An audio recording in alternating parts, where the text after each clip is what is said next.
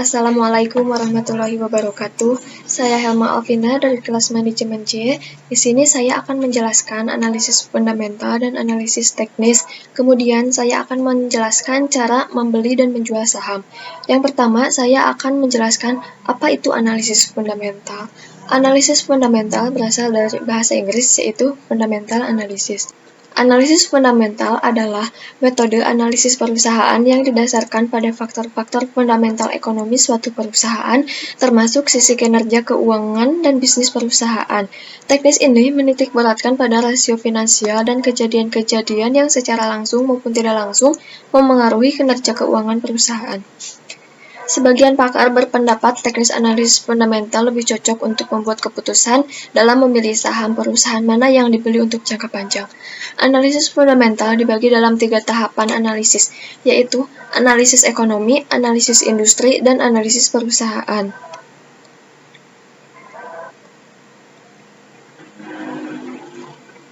Analisis fundamental perusahaan. Secara umum, analisis fundamental ini melibatkan banyak sekali data variabel yang harus dianalisis, di mana beberapa di antara variabel tersebut yang cukup penting untuk diperhatikan yaitu pertumbuhan pendapatan, rasio laba terhadap saham yang beredar, rasio pertumbuhan EPS, rasio harga saham terhadap laba per lembar saham, rasio harga saham terhadap pertumbuhan laba perseroan, rasio harga saham terhadap penjualan, rasio harga saham terhadap nilai buku, rasio hutang perseroan, margin keuntungan bersih.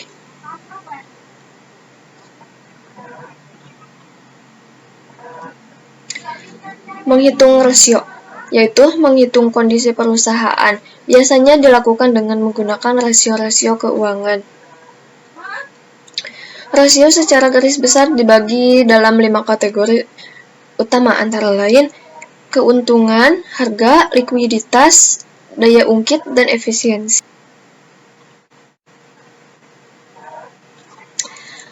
Rasio laba terhadap saham beredar atau EPS. Rasio ini digunakan untuk mengukur suatu tingkat keuntungan dari perusahaan. Nilai ini akan dibandingkan dengan nilai pada kuartal yang sama pada tahun sebelumnya untuk menggambarkan pertumbuhan tingkat keuntungan perusahaan. Kemudian rasio pertumbuhan EPS diperoleh dengan memperbandingkan nilai rasio laba terhadap saham beredar atau EPS pada tahun berjalan dengan nilai EPS pada kuartal yang sama pada tahun sebelumnya untuk menggambarkan pertumbuhan tingkat keuntungan perusahaan. Hasil perhitungan rasio ini dapat digunakan untuk memperkirakan kenaikan ataupun penurunan harga saham suatu perusahaan di bursa saham.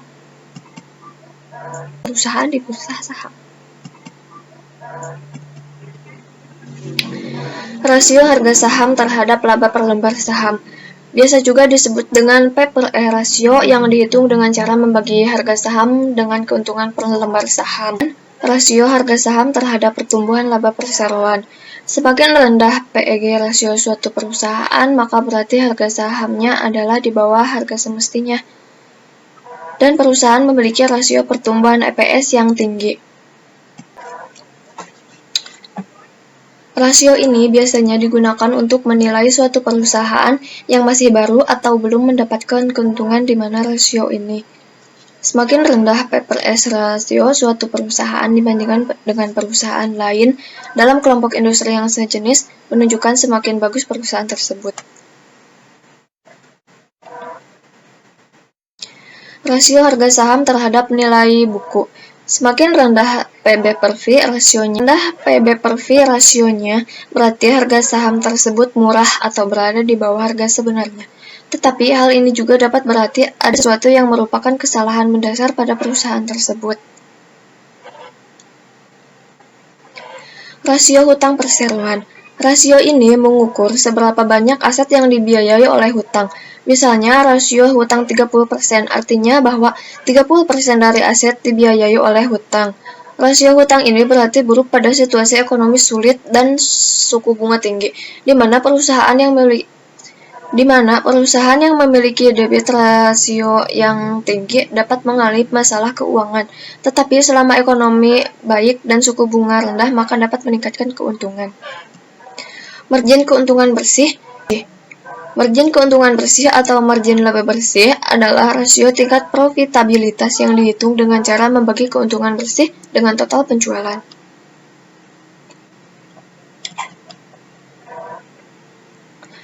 Perputaran inventaris. Perputaran inventaris adalah rasio efisiensi yang dihitung dengan membagi biaya barang yang terjual dengan inventaris yang menunjukkan seberapa efisien perusahaan mengatur inventarisnya, yaitu berapa kali perusahaan inventaris selama 1 tahun. Jenis rasio ini sangat bergantung pada jenis industri di mana perusahaan berada.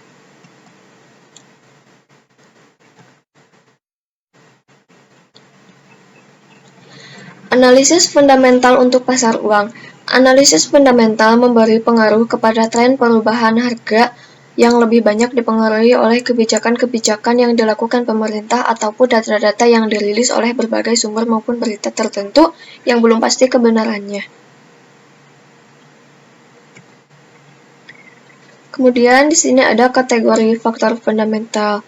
Faktor fundamental yang sifatnya luas dan kompleks tersebut dapat dikelompokkan ke dalam 4 kategori besar, yaitu 1. Faktor politik, 2. Faktor keuangan, 3. Faktor eksternal, dan keempat, faktor ekonomi.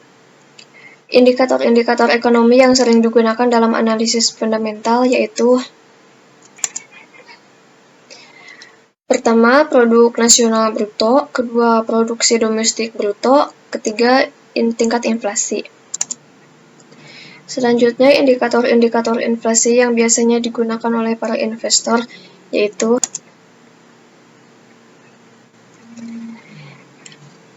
yang pertama, indeks harga produksi,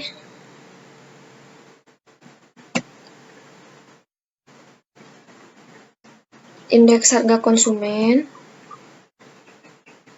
neraca pembayaran, neraca perdagangan, aliran modal, tingkat pengangguran, kurs valuta asing, PSNCR. Analisis teknis. Analisis teknis atau lebih dikenal dengan istilah analisis teknikal adalah suatu teknik analisis yang dikenal dalam dunia keuangan yang digunakan untuk memprediksi tren suatu harga saham dengan cara mempelajari data pasar yang lampau, terutama pergerakan harga dan volume. Pada awalnya, analisis teknikal hanya memperhitungkan pergerakan harga pasar atau instrumen yang bersangkutan, dengan asumsi bahwa harga mencerminkan seluruh faktor yang relevan sebelum seorang investor menyadarinya melalui berbagai cara lain. Analisis teknikal dikenal secara luas di antara para pedagang saham, yang disebut dengan trader, dan para profesional di bidang keuangan, namun dalam dunia akademis dianggap sebagai pseudosains. Dalam pasar valuta asing, analisis teknis ini lebih banyak digunakan para praktisi dibandingkan dengan penggunaan analisis fundamental. Contoh tertua dari analisis teknikal adalah yang dikembangkan oleh Homo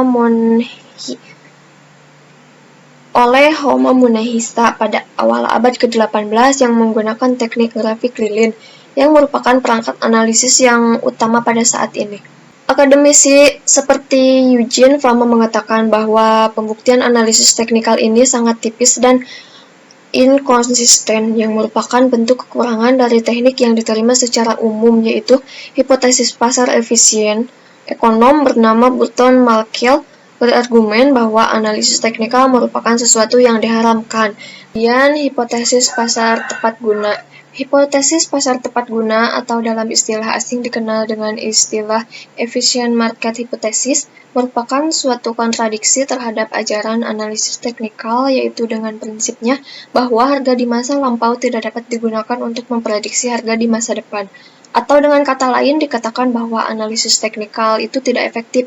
Eugene Fama, seorang ekonom, menerbitkan suatu tulisan yang dimuat pada Journal of Finance pada tahun 1970, mengatakan bahwa dalam masa singkat, bukti-bukti pendukung dari model pasar yang tepat guna akan meluas dan menjadi sesuatu yang unik dalam dunia ekonomi, dan sebaliknya, bukti-bukti yang menentang akan semakin berkurang.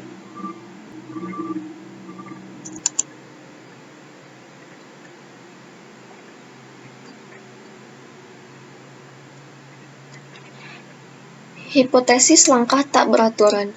Hipotesis langkah tak beraturan atau dalam istilah asing lebih dikenal dengan istilah random walk hypothesis yang merupakan bentuk lain dari hipotesis pasar tepat guna yang didasarkan pada asumsi bahwa pelaku pasar sepenuhnya menggunakan semua informasi pada pergerakan harga di masa lampau.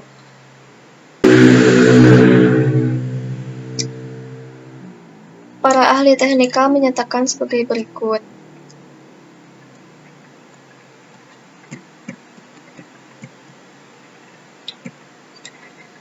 Kemudian, indikator analisis teknikal. Beberapa perangkat analisis teknikal yang dikenal secara luas penggunaannya antara lain average true range, Kopok, Didget Bunch, prinsip gelombang Elliott dan rasio emas untuk menghitung pergerakan harga, Patron Hickey, momentum, grafik poin dan figur, dan peringkat BPV.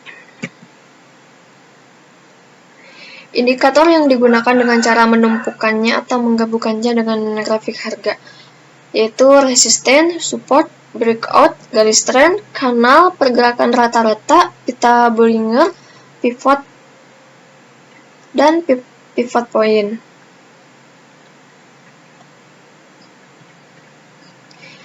Indikator harga yang biasanya ditempatkan di bawah grafik harga.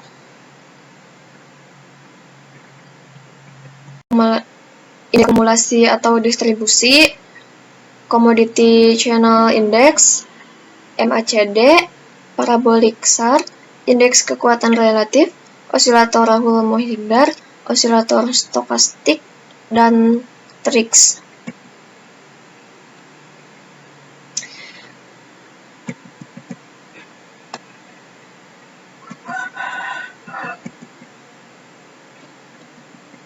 Yang terakhir ada indikator berbasis volume, yaitu arus uang, kemudian balance volume, dan grafik PAC. Mungkin cukup sekian penjelasan yang dapat saya sampaikan mengenai analisis fundamental dan analisis teknis. Selanjutnya saya akan menjelaskan cara membeli dan menjual saham. Berikut langkah-langkahnya. Ya, di sini ada Indo Premier, iPod Stock. Nah, di sini ada kode perusahaan. Ini terdiri dari 4 digit.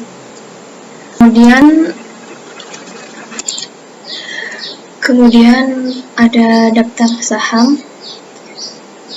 Daftar list saham bisa dicari di sini. Ini kode atau nama perusahaan. Kode atau nama perusahaan ini ada 722. Contohnya ABBA atau Mahaka Media Tbk. Nah, untuk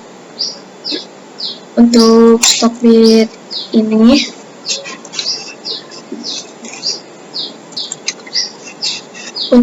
ini jika kita sudah mendaftar di Stockbit dan RTI, berarti kita sudah memiliki uang sebesar 100 juta. Untuk membeli saham, kita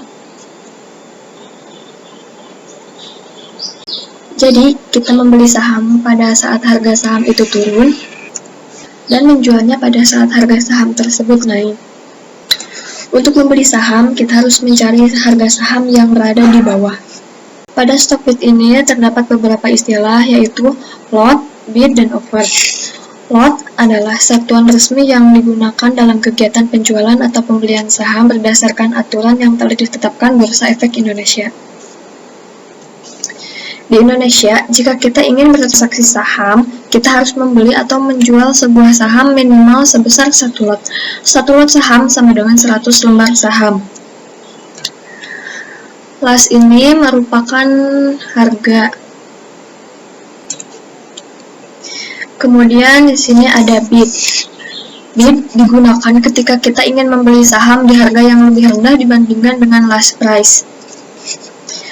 Kemudian offer yaitu harga yang diajukan oleh calon penjual saham ketika hendak menjual sahamnya. Offer ini nilainya berurutan mulai dari harga yang terkecil hingga harga terbesar. Cara membeli saham, yang pertama kita klik, kemudian virtual account,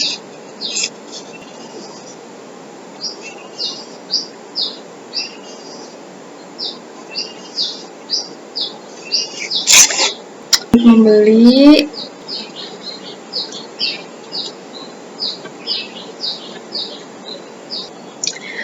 dari uang 1 juta ini kita hanya memakainya 5% saja. Berarti kita hanya memakai 5 juta.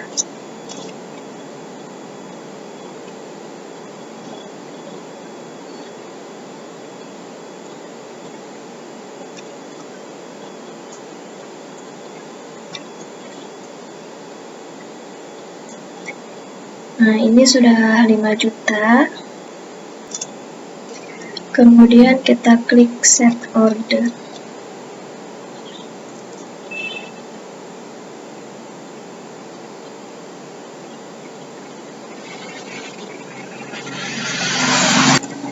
Lihat hasilnya di virtual, di portofolio.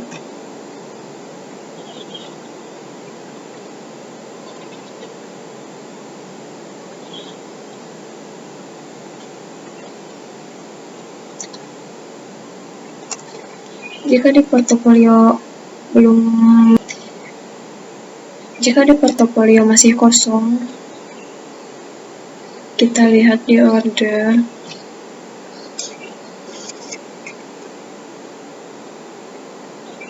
Jika masih di reject, mengulangi lagi karena pembeliannya gagal.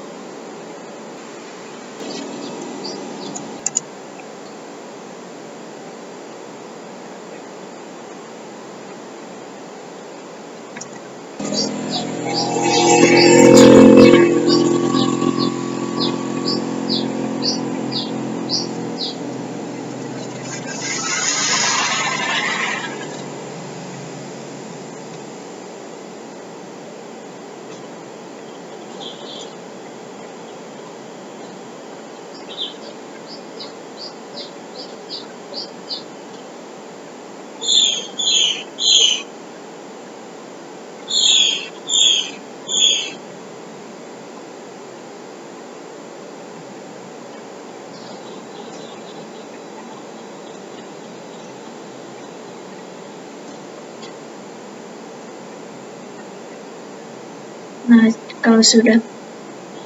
jika sudah begini, maka saham tersebut sudah kita beli. Di portofolio juga sudah ada seperti ini. Setelah saham tersebut berhasil dibeli, maka tampilannya akan seperti ini. Ini menunjukkan bahwa kita sudah berhasil untuk membeli saham.